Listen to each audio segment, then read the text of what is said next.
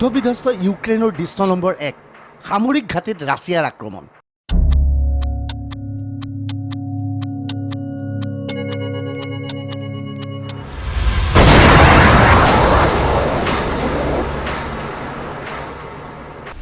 ইউক্ৰেইনৰ সামৰিক ঘাটিত ৰাছিয়াৰ আক্ৰমণৰ দৃশ্য এয়া। ৰাছিয়াই আকাশ মাৰ্গৰে বেলিষ্টিক মিছাইলৰে আক্ৰমণ কৰিছে ইউক্ৰেইনৰ সামৰিক ঘাটিত।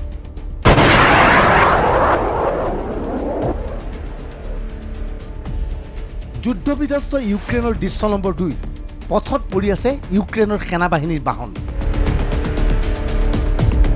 এই বাহনৰে ইউক্ৰেইন সেনাই যুঁজিবলৈ গৈছিল ৰাছিয়াৰ সৈতে, কিন্তু ৰাছিয়াৰ আক্ৰমণত বিধ্বস্ত হৈ পথৰ কাষত পৰি আছে ইউক্ৰেইনৰ সামৰিক বাহিনীৰ গাড়ী। যুদ্ধবিধ্বস্ত ইউক্ৰেইনৰ দৃশ্য নম্বৰ 3 পথৰ কাষত ইউক্ৰেইন সেনাৰ বিধ্বস্ত গাড়ী। ঘনে ঘনে ৰাছিয়াৰ সেনাৰ আক্ৰমণত এইদৰে বিধ্বস্ত হৈছে চুবুৰীয়া ৰাষ্ট্ৰ ইউক্ৰেইন।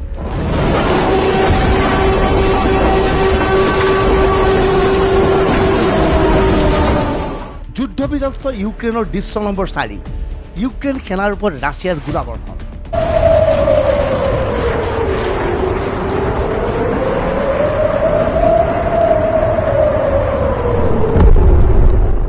ভালকৈ মন দি শুনক ৰাছিয়াৰ গোলাবৰ্ষণৰ শব্দ।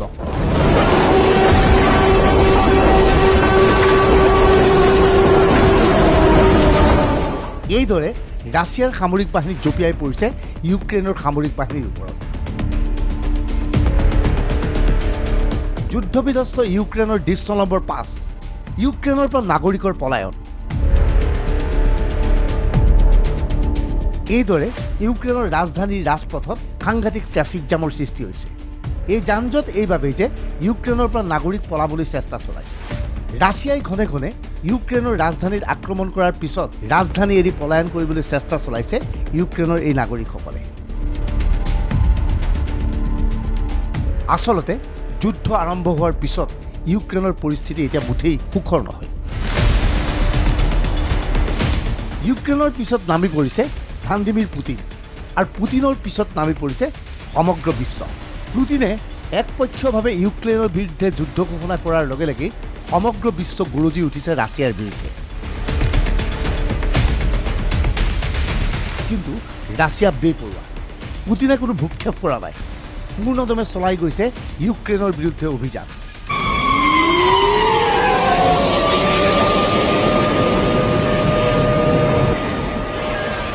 পুটিনৰ বিৰুদ্ধে তৎপৰ হৈ পৰিছে বিশ্বৰ কেইবাখনো দেশ।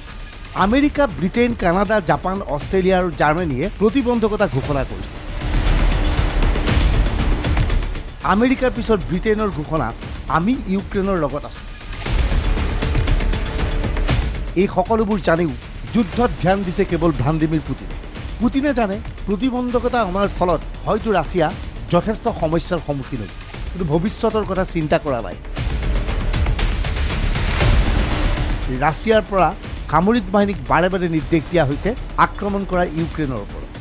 আচলতে ইউক্ৰেইনৰ ওপৰত ৰাছিয়াৰ আক্ৰমণৰ পিছত সমগ্ৰ বিশ্ব দুটা ভাগত বিভক্ত হৈছে, আৰু এটা পক্ষ গৰজি উঠিছে ৰাছিয়াৰ বিৰুদ্ধে। লগে লগে প্ৰশ্ন হৈছে, এয়াই তৃতীয় বিশ্বযুদ্ধৰ আগজাননী নেকি?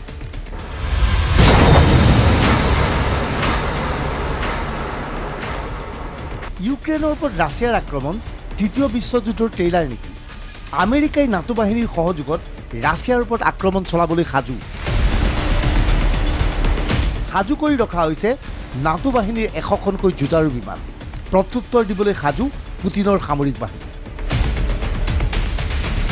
পুটিনে ভালকৈ জানে ইউক্ৰেইনৰ ওপৰত আক্ৰমণ চলোৱাৰ পিছত আমেৰিকাই নাটোৰ সহযোগী দলসমূহৰ সৈতে মিলি ৰাছিয়াৰ ওপৰত আক্ৰমণ চলাব পাৰে। এই আক্ৰমণৰ আশংকা পুটিনে নকৰা নহয়। সেয়েহে ইউক্ৰেইনৰ ওপৰত আক্ৰমণ চলোৱাৰ পূৰ্বেই পুটিনে সকলোকে সাৱধানবাণী শুনাই থৈ গৈছিল। পাৰমাণৱিক অস্ত্ৰৰে সমৃদ্ধ ৰাছিয়াই যদিহে ভয়ানক যুদ্ধ আৰম্ভ কৰি দিয়ে, তেনেহ'লে বিশ্বত যে এক ভয়াৱহ পৰিস্থিতিৰ সৃষ্টি হ'ব সেই কথা নিশ্চিত। এইখিনি মুহূৰ্তত প্ৰশ্ন আহিছে, ভাৰতৰ চুবুৰীয়া ৰাষ্ট্ৰ চীন কাৰ পক্ষত? চীনে ৰাছিয়াৰ স্থিতিক সমৰ্থন জনাইছে। নাটোৰ সম্প্ৰসাৰণৰ বিৰোধিতা কৰিছে চীনে। ৰাছিয়াই ইউক্ৰেইনৰ ওপৰত আক্ৰমণ চলোৱাৰ দৰে চীনে তামাইনৰ ওপৰত আক্ৰমণ চলোৱাৰ আশংকা। চীনে তামাইনত প্ৰভুত্ব বিস্তাৰ কৰিব বিচাৰে। এই যুদ্ধৰ ফলত এতিয়া সৰ্বসাধাৰণ ক্ষতিগ্ৰস্ত হোৱাৰ আশংকা কৰা হৈছে। ৰাছিয়া অথবা ইউক্ৰেইনৰ সৰ্বসাধাৰণ নাগৰিকৰ কথা বাদ দিয়ক, এইখন ভাৰতৰ নাগৰিক এতিয়া ক্ষতিগ্ৰস্ত। মূলতঃ পেট্ৰলজাত সামগ্ৰীৰ মূল্য ভয়াৱহ ৰূপত বৃদ্ধি পোৱাৰ আশংকা কৰা হৈছে। ৩ নৱেম্বৰৰ পৰা ভাৰতত পেট্ৰলৰ মূল্য বৃদ্ধি হোৱা নাই। আন্তৰ্জাতিক বজাৰত এইখিনি সময়ত প্ৰতি বেৰল খাৰুৱা তেলৰ মূল্য $15কৈ বৃদ্ধি পাইছে। 5 ৰাজ্যৰ নিৰ্বাচনৰ বাবে পেট্ৰল ডিজেলৰ মূল্য বৃদ্ধি কৰা নাই মোদী চৰকাৰে। কিন্তু যুদ্ধৰ ফলত 10 মাৰ্চৰ পিছত পেট্ৰলৰ মূল্য বৃদ্ধি পোৱাটো নিশ্চিত। ভাৰতত প্ৰতি লিটাৰ পেট্ৰলৰ মূল্য 120 টকা পৰ্যন্ত বৃদ্ধিৰ সম্ভাৱনা।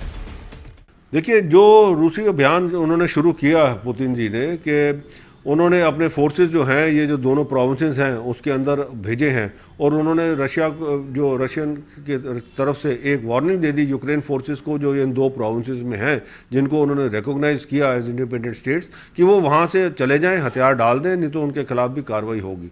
और उससे हुआ क्या है कि जो तेल की कीमतें हैं वो एक बहुत बड़ा उछाल हो गया है उसके अंदर। और आप देखेंगे कि 10 साल के अंदर पहली बार जो तेल की कीमतें हैं वो $100 से ऊपर बैरल पहुंच गई है।